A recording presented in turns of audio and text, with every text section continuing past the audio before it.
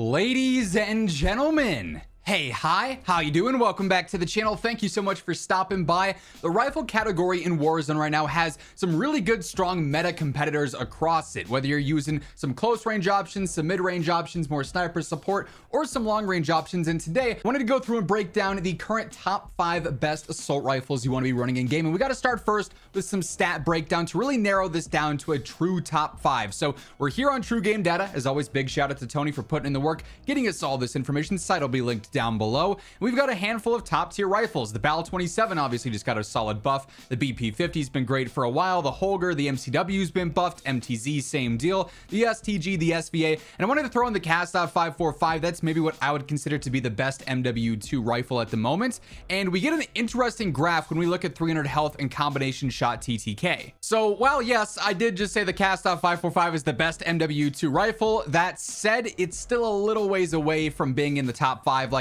its first damage range TTK, 15 meters or whatever you extend it out to with a barrel and high velocity and whatever, really good. But then it just starts to fall off very hard. You can see over range, it's not really anything all that competitive with other options. So unfortunately, the 545 does get knocked out.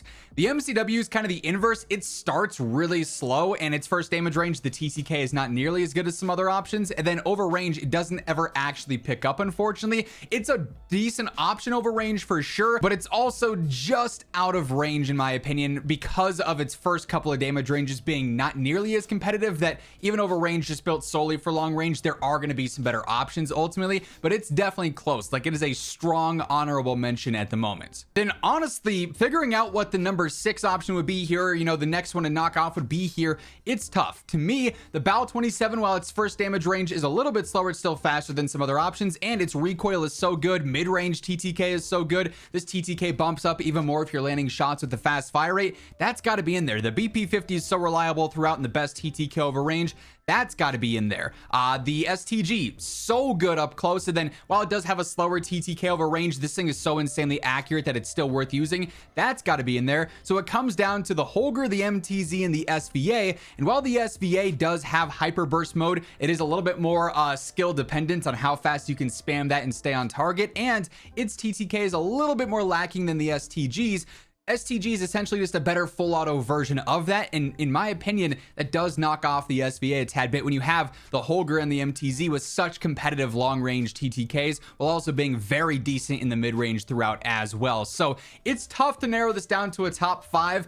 The STG is so good up close, whereas everything else is so competitive over range that you have just an ultra competitive rifle category as it stands. But the Bal, the BP 50, the Holger, the MTZ, and the STG currently, I would say, are the top 5 with some very close honorable mentions. But now let's go through and break down the best loadouts for these 5 weapons, since some things have been updated or changed around with a few of the setups. As we do so, if you enjoy the video, a like rating is always really appreciated. It lets YouTube know you want to see more content like this. And if you are new to the channel, or maybe you have not subscribed yet, let's change that. Every single day, I got you covered with news, updates, patch notes, and meta breakdowns like this. So feel free to hit that sub button to stay up to date. So at number 5, I do think the Bal still probably holds this place. It's TTK over range, as we saw, so competitive. First damage range is a little bit slower, but the factor here is where you're landing your shots. Are you doing it in the first 4 couple of bullets, or are you doing it once that fire rate actually kicks up and gets a lot faster? Because if you're doing it when it's faster, that overall TTK becomes a lot more competitive everywhere. So this is definitely a very unique gun for that, with how much the TTK can change. But as far as the overall setup goes here, I love this iron sight build in particular. We're running the quartermaster suppressor, keeping us off the radar, helps out a ton with control, makes this thing a laser beam. The Crown H3 barrel, better range, better velocity, a little bit of idle sway as well, so keeping it consistent, easy to use, but also extends out that range some. Paracord underbarrel, the mainstay here, better strafe, better horizontal control, general movement speed, so aggressive and easy at the same time. That's a win-win. High grain, even better range of velocity, so we got a great first damage range, great hit scan range with that over 1,000 bullet velocity there. Then lastly, 60 round extended mag, pretty basic. You want to make sure you have plenty of ammo when you do get into that faster fire rate though. But yeah, the Bal is so fun to use right now. I'm so glad it finally got a decent buff that brings it into the top options. Next up, I got the Holger 556. The only drawback of this thing is its magazine capacity, but other than that, its control is great, its damage is great, even though the you know, mag capacity isn't awesome. Its damage per mag is still super competitive. Its TTK is phenomenal, as we saw. So it's definitely checking most of the correct boxes here. I run the glassless in this case for an optic. This is all preference based. If you like a NIDAR or a 2.5 or whatever other optic, feel free to run that as well. But for me, glassless gets the job done. 40 round extended mag, as mentioned, being the max. Only real downside of this. High grain on here, better range and velocity. We're only at a 983 velocity, which is not awful, but it could be better. It's going to be a decent hit scan range. Luckily, our effective damage range and the damage drop off here is not super severe, so you get really good damage across the board. Cryo 6 match barrel, range, velocity, and control benefits. Then I do use Spirit Fire here just for that better velocity stat yet again. You could run Quartermaster, but you're going to drop down to 914, and I like the range and the velocity benefits that Spirit Fire does offer here for what it's worth. But yeah, the Holger, phenomenal rifle as it stands. Hey everyone, real quick, just want to shout out my friends over at G Fuel. It's heating up outside. We've got COD updates dropping almost every single week. We've got Black Ops 6 on the horizon, so whatever you might be looking for from G Fuel, they've got you covered. Hydration tubs to make sure that if you're going out and about in your daily life, you are hydrated, you're good to go there. If you're sitting down grinding some games, leveling up weapons, whatever the case may be, they got the energy tubs, they got the cans, tons of different flavors, so a little bit of something for everyone there. If you're ever interested in picking up anything at all from the G Fuel site, be sure to throw in code IMMORTAL at checkout and it'll get you a nice little discount. The link for that will be down in the description below. I also love that the MTZ's been getting buff after buff after buff. Lately, this thing is just getting better and better every single update, it seems. Relatively low recoil, very aggressive rifle, and its TTK throughout if you're fighting in the mid-range or the long range is going to be super consistent as well. So again, I got glassless here, simply a matter of preference. 50 round extended mag. This thing does have a pretty fast fire rate, so you do kind of burn through ammo even on a 50, but obviously that being the max, that's what you have to use here. High grain ammo here as well. We're up over 1,000 velo, so that's great. 56 meter effective damage range is phenomenal as well. Clinch Pro barrel here, I really like the feel of, just because you get so much better range and better velocity. Drifter heavy is a viable choice too, but you won't get as much velo out of that, and I do enjoy having a really you know, generous hit scan range, I think is the way to put it, especially with how hit reg feels in this game.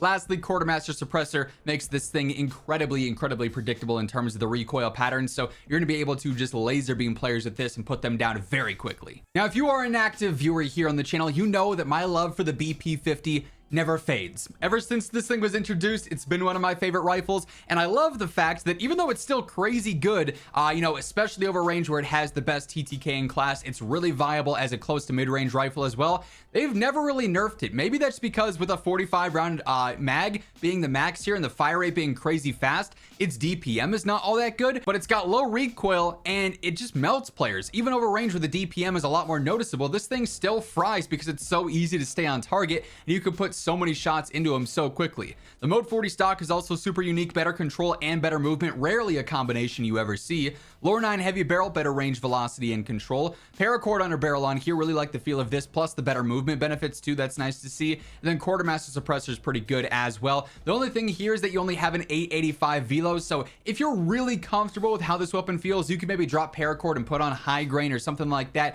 or even swap Quartermaster over to Spirit Fire if you wanted to. There's a couple of different ways you could build this thing out, but all of them are going to be very effective. This thing is super reliable. And then at number one, we've got to have the STG. I mean, this thing is just so good, up through like 60 meters essentially with this build on here. Its TTK is unmatched while also being ridiculously low recoil at the same time. So in this case, I'm using the NIDAR, again, just a preference thing here. If you want to use a different optic, go for it. There's no real wrong answer.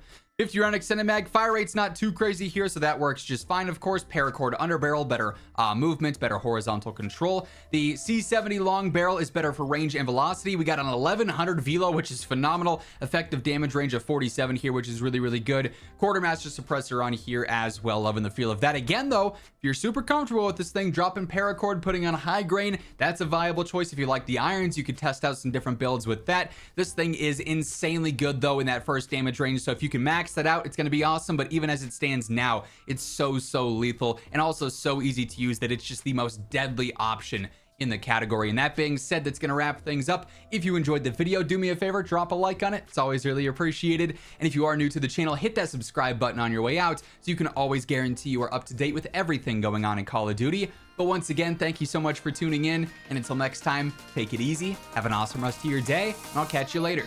Peace out.